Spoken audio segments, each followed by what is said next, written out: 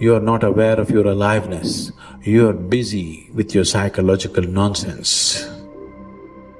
Your thoughts, your emotions have become, your psychological reality has become far more important than your existential reality.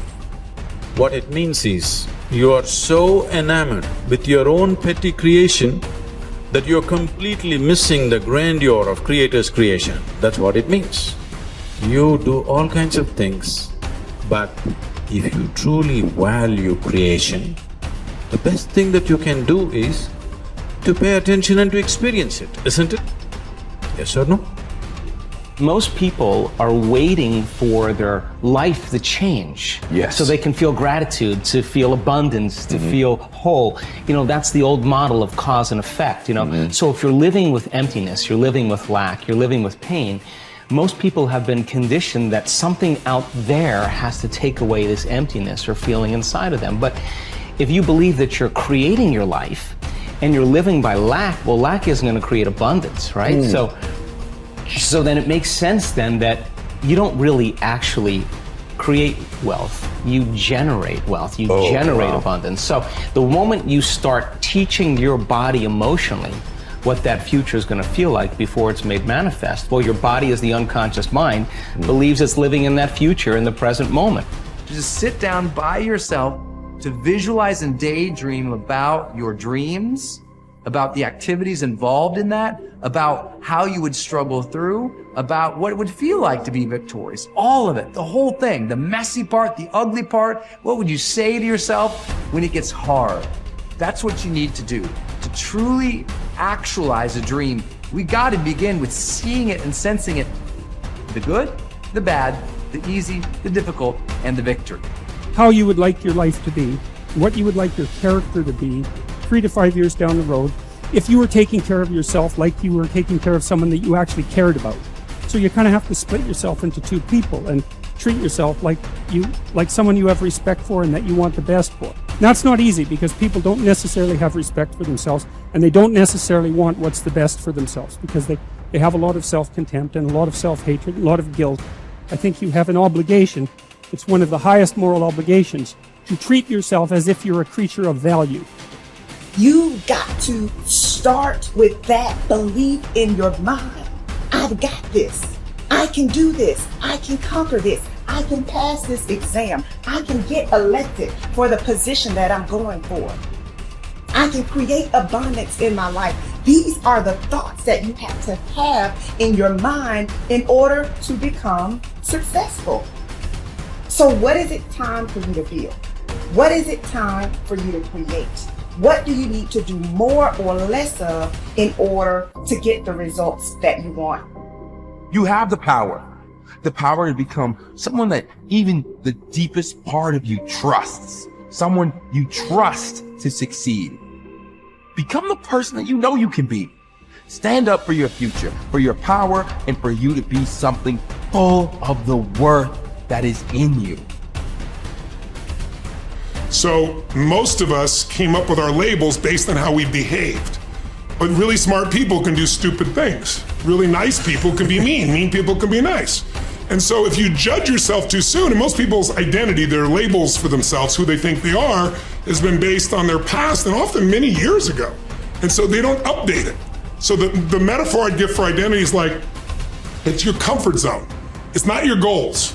So if you took a temperature in the room and said 68 degrees is my comfort zone, physically, emotionally, financially, I want more in my relationship, I want more physically, energy-wise, I want more financially in my career, but this is what I'm used to. And so what happens? People stay in their comfort zone for the most part, and then let's say something happens and you dip. You're a 68 degree, or that's your mentality, and you drop down to 62, 61, 60, somewhere around 60 or 59, the heaters kick on and go, whoa, whoa, whoa. You're a 68 degree, what the hell are you doing? We've all experienced that. All of a sudden you go, I'm not gonna live like this anymore. I'm not gonna be in this relationship. I'm not gonna be fat like this. Boom, and you get this drive and you start to change. But what most people don't understand is it happens on the upper end too.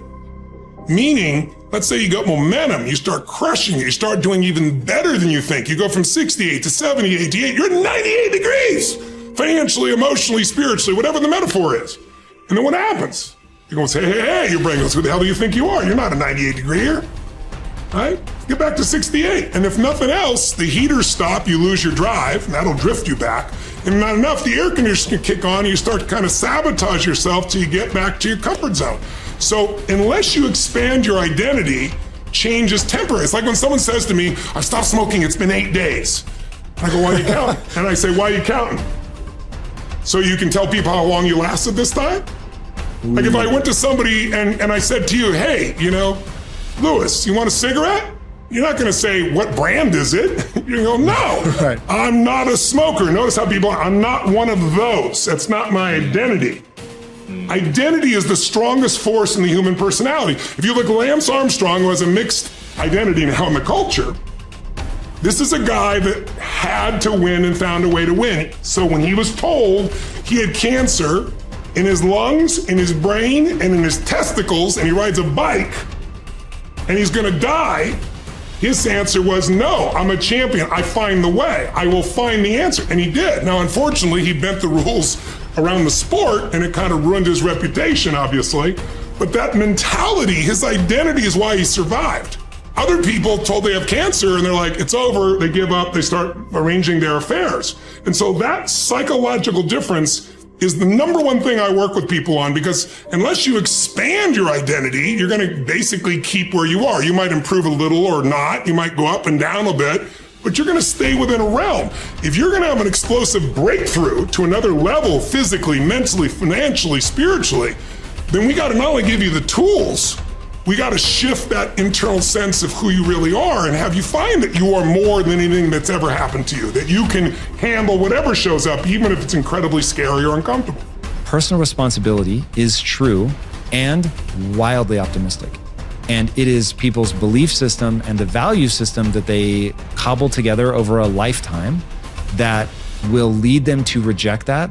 And all I can say is reject it at your own peril for the following reason. Personal responsibility is about remembering you can do something and change. And I can sum up personal responsibility in a single quote by Kobe Bryant. Boos don't block dunks. That's personal responsibility. You can get so good at something that no matter how much people hate you, the best athletes in the world were paid millions of dollars and trained to stop Kobe Bryant from scoring. And yet he scored 81 points in a single game. So you can get so good no matter how much people hate you, no matter how much they're training and trying to defeat you, they can't. And that is the most exciting thing in the world to me. That, wait, you're saying that I can get so good at something that at least the vast majority of humanity can't stop me? There will always, of course, unfortunately, I don't yet believe that I am Kobe Bryant in anything that I care about. So, but that I can get better than the vast majority of humanity at something by dedicating my time and energy to that thing. That is so cool. That is so liberating. It's changed my life. It's given me hope. It got me up off the floor. It in every possible way, it has changed my life. It is the thing that I rely on when I'm feeling my most anxious. I'm like, I can get better at this. A word. And then I remember, that's right. Like if I put time and energy into this, I can get better. So it's okay if I'm actually not good at this. You have only to keep in mind the experiences you wish to meet in order to control your own future. Shakespeare expresses the same thought in another way. Assume a virtue if you have it not. Look the part, dress the part, act the part. Be successful in your own thoughts first. In other words, fake it till you make it. Basically, when it comes to personality traits, there is no difference between possessing them and pretending to have them. Dr. Carl Simonton said that mind, body, and emotions are a unitary system. I affect one and you affect the others. This means that you can pretend to be confident or courageous, and the cocktail of chemicals inside your body for those attributes will be created, and you will indeed feel confidence or courageous. Pretending you have a character trait such as confidence is not the same as pretending you can scale mountains or play the tuba. Those particular skills must be learned. Characteristics such as courage, confidence, and enthusiasm are created in the mind by the pictures you create, though. Acting as if sets a positive expectation. We believe something to be true and then act in a way that brings that assumption about. This can be a positive or negative force. The effect of self-fulfilling prophecies has been demonstrated by objective scientific experiments. In one study at the start of the 1968 school year, Dr. R. Rosenthal gave a non-verbal intelligence test to 18 classrooms of elementary school students in a Californian public school district. 20% of the students selected randomly, not on test score, were then identified as intellectual bloomers, and their teachers were told they could expect to see remarkable intellectual gains in the coming year. The only difference between these students and the other 80 was the expectations created in the teachers' minds. When both groups were retested 8 months later, the bloomers had gained in IQ points over the other group. This is significant because it shows that altered expectations can result in unconscious changes in behavior that dramatically change the outcome. In another study during the 1970s, 152 cancer patients were assessed based on their expectation and attitude about their treatment, and then each was monitored for 18 months. The results clearly indicated those with a positive expectation about the treatment got the best result. It follows, therefore, that your chances of success in anything in life are greatly improved by positive expectations. Man is like the wireless operator. Man is subject to miscellaneous wrong through currents if his mind is not in tune with the infinite, or if he is not keyed up to higher vibrations than those of negation. If you want a quality, act as if you already had it.